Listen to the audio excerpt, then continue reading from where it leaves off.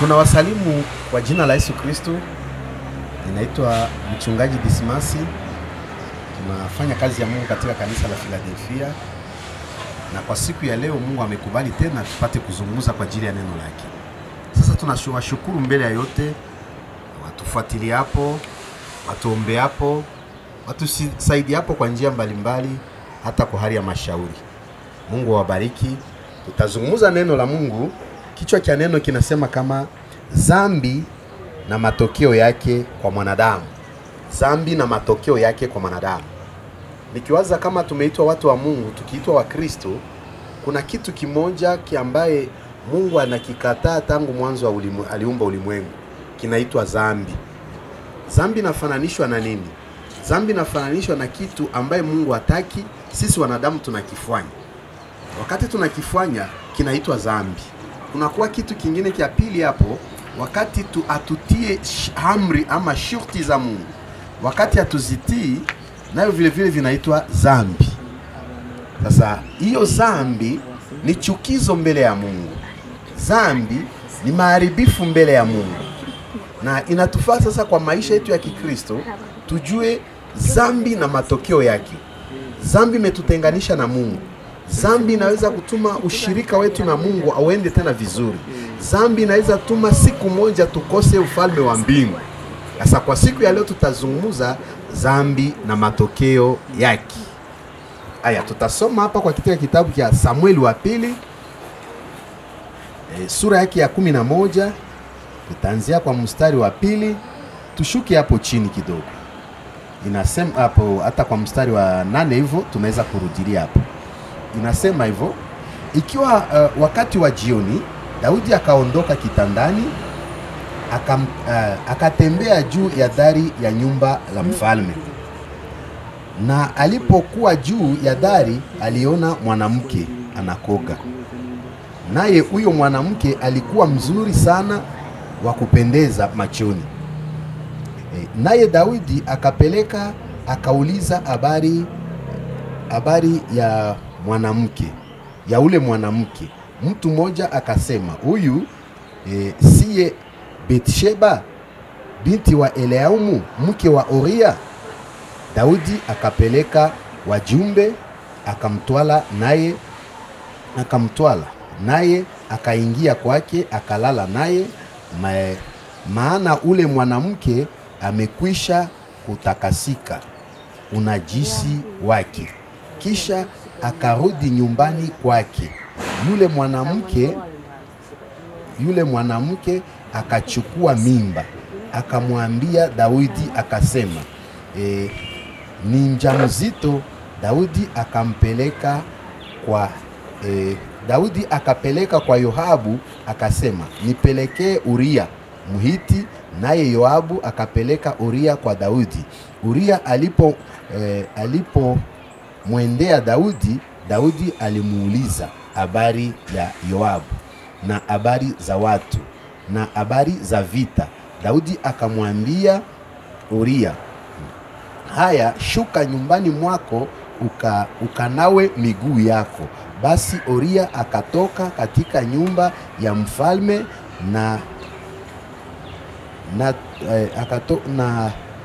katika nyumba ya mfalme akampa vyakula. Lakini Uria akalala mlangoni pa nyumba ya mfalme pamoja na watumishi wake wote, bwana wake. Akushuka nyumbani kwake. Watu walipomwambia Daudi ya kwamba Uria akushuka nyumbani kwake, Daudi akamwambia Uria, hukutoka safari? Mbona au kushuka nyumbani mwako? Naye Uria akamwambia Daudi, sanduku ya Israeli na nyumba ya wana kibandani na bwana wangu wamepiga kambi waziwazi. Wamepiga kazi waziwazi. Nami niende nyumbani kwangu kula na kunywa na kulala na mke wangu uishivyo, na kulala na mke wangu uishivyo, kama roho yako ilivyo, mimi sitafanya jambo hilo. Tunaweza kusimamia hapo. Bwana asifiwe. Tunasema tutazungumza kwa neno kusema kama Zambi na matokeo yake. Sasa hapa tunasikia habari ya mfalme alikuwa anaitwa Daudi. Tunajua kama yeye ndiye mfalme wa pili katika urithi ufamilia wa Israeli. Sasa kulikuwa siku moja Daudi alikuwa jeshi lake lilikuwa katika vita wakipigana na Wamoabu. Lakini ilifika siku moja magharibi, Daudi akatoka nyumbani akapanda juu ya etaji. Kwa hiyo kupanda juu akakuwa anatembea hapo juu, lakini neno nasema macho yake ikapiga hapo chini, akaona mwanamke mwenye alikuwa amekoga. Akampiga macho, akaona huyu bibi ni mzuri sana. Na wakati alipomuona kama ni mke mzuri, tamaa ikamuingia hapo kama vile mwanadamu. Akaita watu na kuwauliza juu ya huyo mwanamke. Lakini wakati alipoaita mmoja akampa jibu, asema siye Betsaida, sio Betsheba binti wa Elaumu mke wa Uria Muhiti. Daudi akasikia hiyo, akamfahamu vizuri, na huyu Uria alikuwa jeshi katika kikundi cha Israeli, walikuwa katika vita. Sasa Daudi akatuma wamuitie na huyu mwanamke Betsheba. Wakati walimleta hapo, alikuwa na mpango yake mfalme. Bibi alikubali mwaliko, akasema acha nisikie kitu mfalme ananitia. Wakati alifika kwa mfalme, hakukuwa jambo lingine, kwa kuwa mfalme alikwisha kutayarisha mpango yake. Alimwangusha katika tendo la uzinifu, na kwa kumwangusha kwa hiyo tendo la uzinifu, bibi alipia kurudi. Wakati alirudi baadaye, akajisikia kama amekuwa mjamzito, na kwa kuwa kwake mjamzito, alikuja tena kwa kuvielezea Daudi. Wakati alieleza mfalme usema kama amekuwa mjamzito, na mfalme alikwisha kujua kama ni mke wa Uria, na Uria ni mjeshi katika kikundi cha Waisraeli wiko katika vita. Sasa ilikuwa neno ngumu kwa mfalme. Yeye aliwaza tu amefanya hiyo tendo, lakini hakutakuja matokeo yake. Wakati aliposikia kama amekuwa mimba, mfalme akufurahisha na hiyo, alihuzika. Nikiwaza akipanga mpango yake, alianza kutafakari kama vile mpango. Zambi wa ndugu, zambi yabidi tujilinde katika zambi. Kitu kinachafua dunia kwa leo ni zambi. Kitu kimechafua sura ya kanisa ni zambi. Kitu kimechafua sura ya watumishi wa Mungu ni zambi. Na kitu kenye Mungu alituita kama tunaweza kuwa watumishi wake, kenye Mungu anatuomba tuwe kielelezo. Huyu alikuwa mfalme na alikuwa angepasha kuwa kielelezo katika wana wa Israeli. Alipofanya hiyo zambi, alifanya nini? Kusikia kama mke wa Uria amechukua mimba, akawaza kama mwanadamu ama shetani akamtumikisha tena zaidi. Sasa leo na kesho ikajulikana kama mimi ndio nilimbebesha mimba, yatakuwa aibu kwangu mimi mfalme. Akatuma ujumbe kwa nani? Kwa Ahabu, mkuu wa jeshi. Wakati alituma hapo ujumbe ya kwamba amemtaka Uria, Uria alikuja. Wakati alifika mbele ya mfalme, mfalme akamuuliza habari ya wana wa Israeli, akamuuliza habari ya Ahabu, akamuuliza habari za vita kwa mahali walipokuwa. Uria yote akamueleza mambo gisi yupo. Na gisi kwa kumueleza kwake, mfalme akampa chakula, akampa na vinywaji, akanywa akalewa. Akamwambia sasa wewe ndio upumzike kwako, kanawe miguu. Lakini yeye akaondoka kwa nyumba mfalme. Kufika hapo mlangoni kulikuwa walinzi wamelala hapo. Uria akwenda nyumbani mwake, akalala na wenzake hapo. Wakati alilala hapo, asubuhi au walinzi wakabeba raporo kwa mfalme kumwambia kama Uria ulimwambia ndiye alale nyumbani, lakini hakwenda nyumbani, tulilala naye hapa pamoja mali tupo. Na sasa mfalme akasikia tena hiyo habari, akamuita. Wakati alipomuita, akamuuliza hizo habari. Yaliendeka namna gani? Wewe hukutoka vitani? Wewe hauchoke? Si nilikupa ruhusa uende kwako ukapumzike? Naye akasema, ngisi uishivo mfalme, nalijisikia kwangu haiwezekani mimi kwenda kulala nyumbani mwangu na nijifurahishe na mke wangu, na jeshi letu wa ndugu wetu wana wa Israeli wiko katika vitani, na wagisi niliwaacha vita iko nzito hapo. Kwangu mimi nisikia ni mazito mimi kwenda kujifurahisha na mke wangu. Ndiyo sababu nililala mahali hapo. Mfalme akasema, ni hivyo. Haya basi, hakuna shida. Lakini kwa roho ya mfalme akufurahishwa na hiyo. Juu yeye alikuwa na mpango wake kusema wakati atampa ruhusa kwenda kulala na mke wake, atafika hapo nyumbani. Huko nyumbani ndio kutakutoka nini, akisha lala na huyo mke, watu watakuwa kusema kama alibeba hiyo mimba, mke alichukua hiyo mimba wakati mume wake alitoka vitani akakuja kumkuta hapo. Lakini Mungu akupenda ikuwe hivyo. Sasa mfalme akamwambia, wewe baki hapo. Akaendelea tena kumpa chakula, akampa tena vileo. Lakini Uria hakwenda kwake nyumbani, akabaki hapo hapo. Sasa mfalme akafanya nini? Kwa akili yake, kila wakati tumefanya dhambi, shetani anatuletea mawazo na mafikiri ingine isiyo stahili. Anatudanganya tufanye dhambi na anatuletea mawazo ingine ya ubovu tu, atupatie hata shauri nzuri. Mashauri yake ninafikia tena kwa lengo ya kutupatisha haya. Bwana asifiwe. Sasa mfalme akachukua mpango kusema kama nitafanya nini hapo. Yenye nitafanya ni kuandika kibarua. Akaandika kibarua, na wakati aliandika hiyo kibarua akasema neno gani? Akaandika ndani ya hiyo kibarua kuambia mkuu wa jeshi Ahabu, sasa nimemtuma Uria hapo, umkamate umtie kufasi ya kwanza mali vita iko kali sana, ndio umtie hapo, na kenye nataka hapo kwa hiyo vita iko kali auawe tu. Uria akampa hiyo barua. Sijui watu wa zamani walikuwa na utaratibu na hekima, akufungua hiyo barua njiani, akuangalia hiyo barua njiani, akaenda mpaka lengo yake kufikia kwa mkuu wa jeshi Yoabu.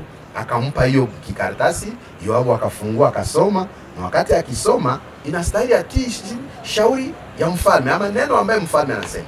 Biblia inatuambia nini? Akachukua Ahabu hiyo Uria akamtia hapo nafasi ya kwanza kwa ngambo ambaye vita ilikuwa zaidi. Na wakati vita ilikuwa ngumu sana, mtu wa Mungu Uria akauawa. Wakati aliuawa, habari kakuja huko kwa mfalme. Mfalme aliposikia hiyo habari kusema kama Uria amefariki, hayupo tena, alifanya nini? Mfalme akafanya nini? Kwa akili yake tu, shetani akaendelea tena kumtumikisha tena zaidi na zaidi. Wakati Uria mke wake alifanya kilio kisha pita, haya iko hiyo mimba, Daudi akafanya nini? Akaona sasa, asema huyu bibi hana tena hukumu, na hata nimemchukue mtu aweze tena kunihukumu kwa ajili yake. Akachukua huyo mke akamweka kama kwa vile mke wake, akabaki naye nyumbani mwake. Bwana asifiwe. Sasa hapo Daudi akabaki na huyo mke. Wakati walibaki na huyo mke, kukija sasa neno hapa kwa mstari wa 11 tutasema naye 12, naye Daudi akamwalika, ilikuwa mambo ya Uria hapo, au tuseme hapo 14, hata ikiwa asubuhi Daudi akamwandikia Yoabu, kuandikia Yoabu waraka aupeleke. Akaandika katika waraka wake kusema, mwekeni Uria mbele ya watu penye vita kali, kisha ondokeni muache ile apigwe akafe. Ndio ilikuwa mpango ya Daudi hapo. Sasa akafanya hiyo usujaa wake, tunaweza kusema kama ni usujaa kwa leo. Kila wakati tunafanya dhambi, mtu ajitambu wake anajioneshaka tu kama yeye iko sujaa, na anaendelea tu kuongeza mipango mabaya. Hawezi kusema nirudilia hapa. Alichukua mke wa mwenzake akamfanyisha tendo la uzinifu, kisha kumfanyisha tendo la uzinifu akafanya nini? Akapanga tena mpango ya kuchukuisha mume wake. Na wakati alipouisha mume wake, akaona kama mambo yake imefaulu. Na hakuna kitu kinaweza kufaulu mbele ya Mungu wakati tumefanya dhambi wa ndugu. Mungu sio mwanadamu apate kukufanya nini? Kupaga mafuta mahali maovu inayofanyika. Yote Daudi akafanya, lengo lake lilikuwa kusema nini? Uria afe na yeye achukue mke wa Uria. Na akisha mkuchukua, na mambo yao itaendelea sawa. Sasa tutakia kusoma hapa kwa kipindi cha pili hapo, Samueli wa pili sura ya 12.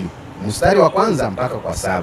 Tunasema hapo neno linatuambia nini? Kasirani ya Mungu kwa mtu mwenye dhambi. Kasirani ya Mungu kwa mtu mwenye dhambi. Kila wakati dunia tunafanya dhambi, watu wa Mungu tunafanya dhambi, lakini ujue wakati umefanya dhambi kwa hali ya kufichika, kwa hali ya usiku, kwa hali ya kusema kama watu wasinione, lakini Mungu ye anakuona. Hakuna kisi tunaweza kumfichika Mungu. Popote tuendapo, yoyote tufanyapo, Mungu anatuona wa ndugu. Sasa hapo kasirani ya Mungu nayo inakujaka shuka kwa ajili ya mtu mwenye amefanya dhambi. Usiwazi wakati umefanya dhambi na Mungu atakufurahia. Mungu anakukasirikia, na wakati anakukasirikia anashusha kasirani yake, anashusha pigo lake, anashusha laana kwa mtu mwenye dhambi. Tustahili sisi wenye kuomba Mungu, sisi wenye kufanya kazi ya Mungu, tujiepushe na dhambi. Sasa siku za leo tunaona nini? Tunaona kama dhambi inakuwa kwa fasi ya kwanza kwa ulimwengu. Watu waogope tena dhambi. Kanisa la Bwana liogope tena dhambi. Watumishi wa Mungu waogope tena dhambi. Dhambi si faida kwetu. Dhambi imeleta laana. Dhambi imetutenganisha na Mungu. Dhambi itatuma tusione ufalme wa mbingu. Dhambi inatuma ahadi za Mungu kwetu azitimilike. Inakuwa kizuizo kwetu wa ndugu. Sasa shauri yetu kama vile kanisa, tujilinde dhambi. Shauri yetu kama vile kanisa, tufanye nini? Tuogope dhambi. Bwana asifiwe sana. Tutasoma hapa. Dhambi na matokeo yake. Hata kuna watu ambao wamesema nini? Acha nifanye dhambi, kesho nitaenda kutubu. Na hiyo ndio inakuwa na pigo zaidi. Juu umejua kweli, umeacha kweli, umefanya dhambi kwa kukusudia kama utaenda kuomba Mungu msamaha. Hapa kwa hata ukiomba msamaha, laana inaonekana. Acha tusome hapa tusikie Samueli wa pili sura ya 12 mstari wa kwanza mpaka kufikia kwa 7. Tunasema kasirani ya Mungu kwa mwenye dhambi, ama pigo kwa ajili ya dhambi. Ndipo Bwana akatuma Nathani aende kwa Daudi, naye akamwendea akamwambia, palikuwa na watu wawili katika mji mmoja. Mmoja alikuwa tajiri, wa pili alikuwa maskini. Hiyo ni neno la Mungu kutuma Nathani kwa Daudi. Yule tajiri alikuwa na kondoo na ngombe wengi sana, bali yule maskini hakuwa na kitu, ila mwana kondoo mmoja mdogo ambaye anunua kwa kumlea. Hata mgeni alifikia huyo tajiri, naye akaacha kutwala kondoo na ngombe zake, akaenda akachukua yale kondoo moja wa maskini. Hapa Mungu sasa alipoona dhambi ya Daudi, mpango yote alifanya na kufikia mwisho wake, kuchukua mwanamke wa Uria na kumweka kwake nyumbani. Huyo mama alikuwa mimba ilikuwa haijazaliwa. Sasa wakati mke alikuja, Mungu akanyamaza. Daudi akaona kama amefanikiwa. Daudi akaona kama hakuna mtu alijua dhambi zake. Iliyofuatilia sasa nini? Matokeo ya dhambi, pigo ya dhambi kwa mwanadamu. Ama hasira ya Mungu kwa mtu mwenye dhambi. Mungu akatuma sasa mtumishi wake. Watumishi wa Mungu wana faida kwetu sisi kanisa. Watumishi wa Mungu wamesimamia Mungu hapa chini ya jua. Watumishi wa Mungu Mungu hawezi tena kuja kujitetea hapo. Ametumikisha watumishi wake. Mungu akatuma sasa huyu nabii alikuwa ameitwa Nathani. Akaondoka, akaenda kwa Daudi. Naye akamwendea akamwambia, palikuwa watu wawili katika mji. Akaongea naye kwa kitu kinaitwa hiki mfano. Palikuwa na watu wawili katika mji. Mmoja alikuwa tajiri na mwingine alikuwa maskini. Daudi amtega masikio. Na huyu tajiri alikuwa na kondoo nyingi na ngombe nyingi sana. Lakini huyu maskini alikuwa na kondoo moja tu ambaye alinunua tena kwa mtu mwingine kwa kuiweka kwake. Hiyo kondoo yake moja alikuwa anaipenda sana. Alikuwa anachangia nayo, na wakati anaenda lala, hiyo kondoo yake alikuwa anaitia kifuani. Kwa kweli alikuwa anaifurahia sana. Sasa huyu tajiri mwenye alikuwa na kondoo nyingi na ngombe nyingi, akatembelewa na mgeni. Hapo Biblia inatuambia hivyo ndugu.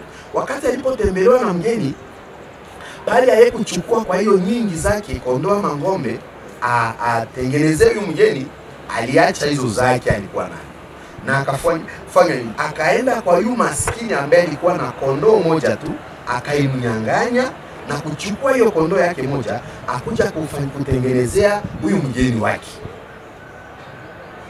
Daudi aliposikia hiyo fumbo akasirika.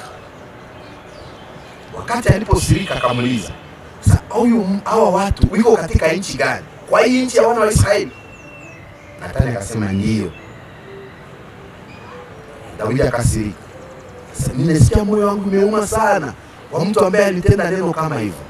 Kama mimi mfalme wa Israeli, huyo tajiri hastahili kuwa tena, kwa kuwa alitenda mambo ya ubovu. Nathani akanyamaza, akamwangalia. Mfalme, umesema nini? Asema, mimi nimeuzika sana na kwa kama vile mfalme wa Israeli, tendo ambayo tajiri aliyefanya kwangu mimi hastahili tena kuishi, inastahili auawe, kwa kuwa alitendea maskini tendo sio kwa vema. Sasa Nathani akasema, sasa mfalme, huo mtu si mwingine, huo mtu ni wewe. Akamfumbia hiyo siri. Daudi akastuka, akashangaa, mimi nimefanya nini?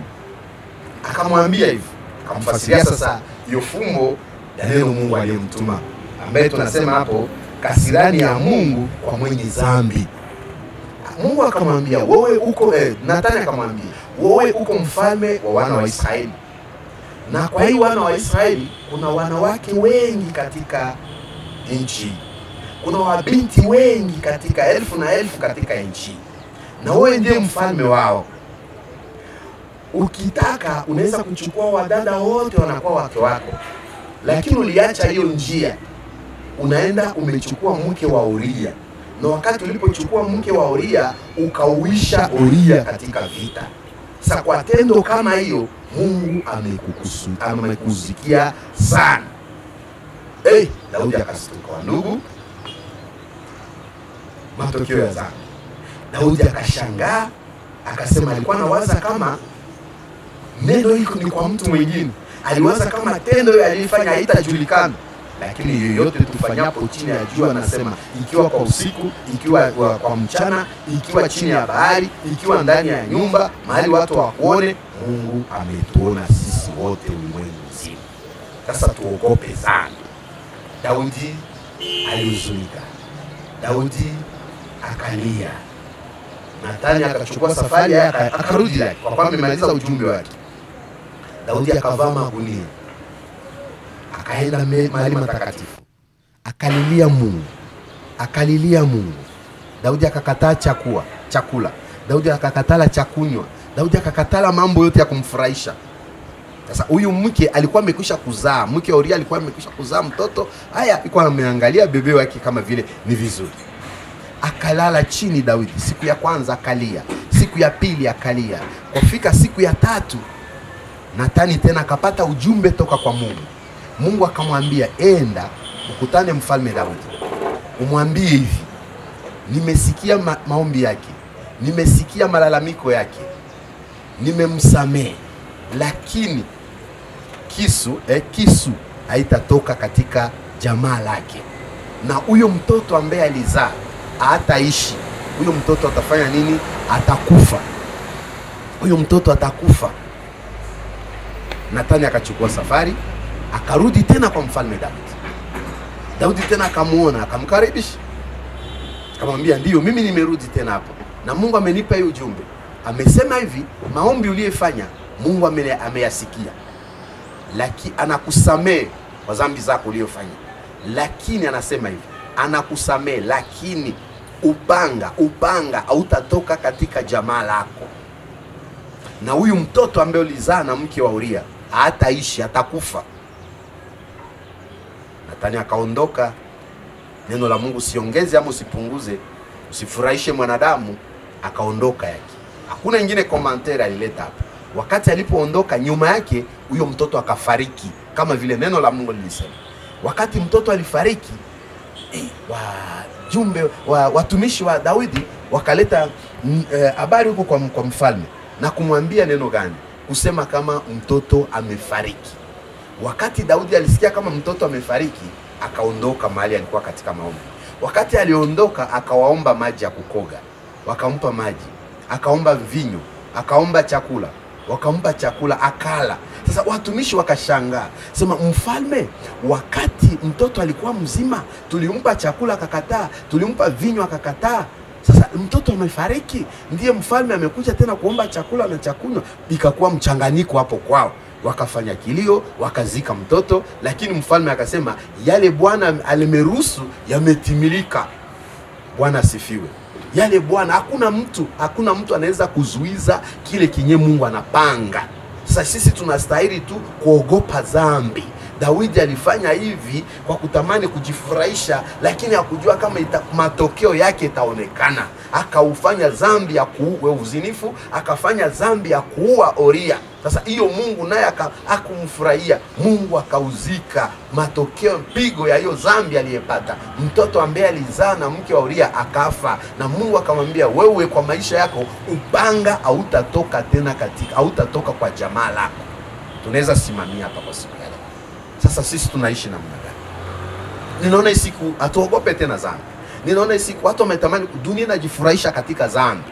Lakini tangu zamani tulisikia habari ya Sodoma na Gomora. Kenye kilituma Mungu kuharibu hiyo mji ni kwa ajili ya dhambi.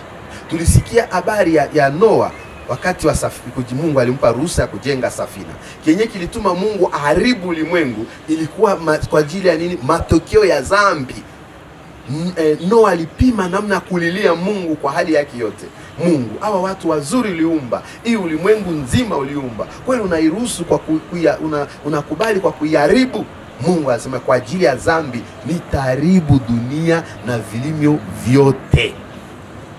Sasa siku ya leo unaona kama watu wamekuwa kuona kama furaha yote ni kutenda maovu tu. Vijana wa siku ya leo, dhambi ambayo mko mnafanya itakuwa matokeo yayo iko hapa mbele. Kila mtu wote mwenye kufanya dhambi ajue kama matokeo ya hiyo dhambi iko hapo mbele. Na hiyo dhambi, wakati matokeo ya dhambi inakuwa vita kali, inatuletea laana, inatuletea shida. Ndio sababu ya leo tunaweza kuambia kama shauri sisi watumishi wa Mungu tuogope dhambi. Wateule ya Mungu muogope dhambi. Watumishi wa Mungu muogope dhambi. Kanisa la Bwana tuogope dhambi. Mwache tutende mema. Mwache tuombe Mungu atupe nguvu ya kushinda dunia, ya kushindwa shetani, ya kushindwa hii mili tunavaa. Hivyo vitu vitatu ndio vinatuangusha katika dhambi. Dunia tunaishi ndani, mwili tunavaa, na shetani kila wakati ametufuatilia kwa kutamani kutuangusha katika dhambi. Lakini wakati tunabaki macho, wakati tunaomba Mungu, Mungu atatusaidia na sisi tutashinda dunia. Na wakati Mungu ametuangalia katika ufalme wa mbingu kama tuko watakatifu, tutaomba Mungu na atatupigania katika vita mbalimbali. Tutaomba Mungu na maisha yetu itakuwa mema. Watu wengi wamefanya dhambi juu ya sababu, juu sina kazi, juu sina kitu, juu ya maisha mazito, juu njaa, juu ya hivi. Lakini kwa Mungu hakutakuwa sababu. Mungu awabariki. Na wewe yakubali Yesu kuwa Bwana na Mwokozi. Dunia inachafuka, na yote machafuko Mungu iko anayaona. Kutakuwa siku ghadhabu ya Mungu itatushikia dunia. Sasa wakati ghadhabu ya Mungu itakushukia, ikukute katika dunia hii, ikukute katika machafuko, utakuwa wa nani? Na wewe ulikuwa Mkristo, lakini umekwisha kuacha dhambi. Umekwisha kuacha Mungu, unaingia katika dhambi. Sasa dunia hii itakufikisha wapi? Rudilia Mungu, tumikia Mungu, fanya kazi ya Mungu na uogope dhambi. Tunashukuru Mungu kwa neno lake. Sasa tutaenda kuomba Mungu atusaidie, atupe tena nguvu ya kushinda dhambi. Mungu atusamee. Matokeo ya dhambi na kuwaka machungu. Matokeo ya dhambi iko mazito kwa mtu ambaye aliyetenda dhambi. Unaweza jifurahisha leo kwa dhambi, lakini ujue hapa mbele laana inaweza kuwa katika jamaa lako. Laana inaweza kuwa katika maisha yako. Laana inaweza kuwa katika uzee wako kwa ajili ya dhambi. Na siku ya leo watu wamekuwa wagumu kutubu dhambi. Wamekuwa wagumu kutubu dhambi. Mungu tunashukuru. Tunasema asante kwa neno lako. Uko Mungu na uko mtakatifu. Ni wewe ambaye uliumba mbingu na dunia. Watu wote huko katika ulimwengu ni wako Mungu. Waliumbwa kwa uso wako Bwana. Na mpango wako ulipenda tubaki katika dunia hii, tukufanyizie kazi tuwe watakatifu. Lakini siku ya leo shetani ameshawishi watu. Zambi imetawala ulimwengu zima. Watu wameuana, watu wamesemeana uongo, watu hawana tena upendo, watu wamekuwa wanafiki.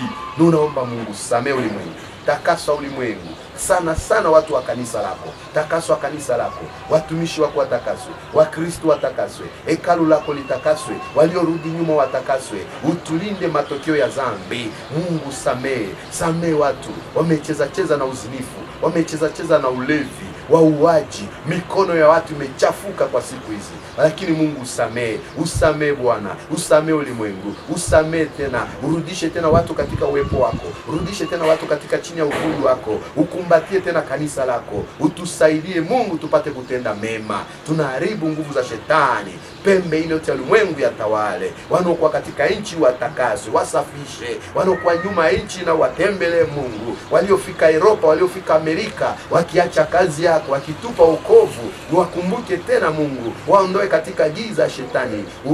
Mkono wako uwe juu yao kwa jina la Yesu. Wagonjwa waponye, sababu visingizio mbalimbali kwa safari uiondoe Mungu. Roho Mtakatifu atusaidie tena. Tunashukuru kwa neema yako, nasi vile vile tuwezeshe hadi na kile tunaomba kwako siku moja tupate kuona ufalme wa mbinguni.